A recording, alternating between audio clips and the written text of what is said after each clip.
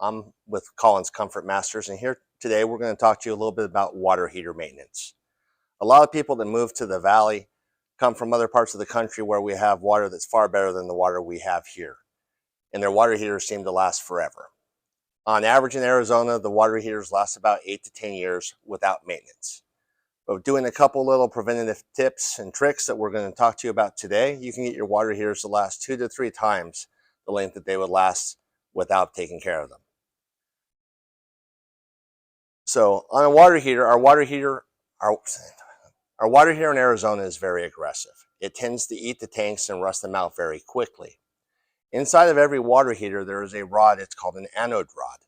It's a sacrificial metal that's weaker than the liner of the water heater, and it's designed for the water to attack it and destroy it.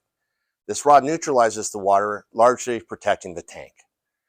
Once a year, these rods should be inspected, pulled from the water heater, and then replaced as needed. By replacing the water, I can't even freaking talk today. Okay.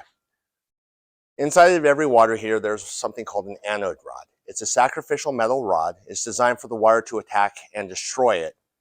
As the water attacks this rod, it neutralizes the aggressiveness in the water, largely protecting the tank. We replace these rods periodically as they become consumed by the water, and by keeping these replaced, we can keep the tank in good operating condition for many, many years to come. Another thing we want to do with our water heaters is to flush them periodically. We have a lot of sediment that's present here in our water, and it can build up in the tanks. On a gas water heater, it'll collect on the burner plate at the bottom, causing much more fuel to be needed to heat our water, and it takes longer for the water to heat. Another problem that can cause, if enough sediment builds up, it can cover the thermostats inside the tank, which will cause the water heater to heat improperly, sometimes overheating, sometimes underheating the water. This can cause potential burns, but it also can cause loss of volume of water as it's not maintaining the temperature that should be maintained inside the tank. The water heater should be flushed twice a year, sometimes more in other areas.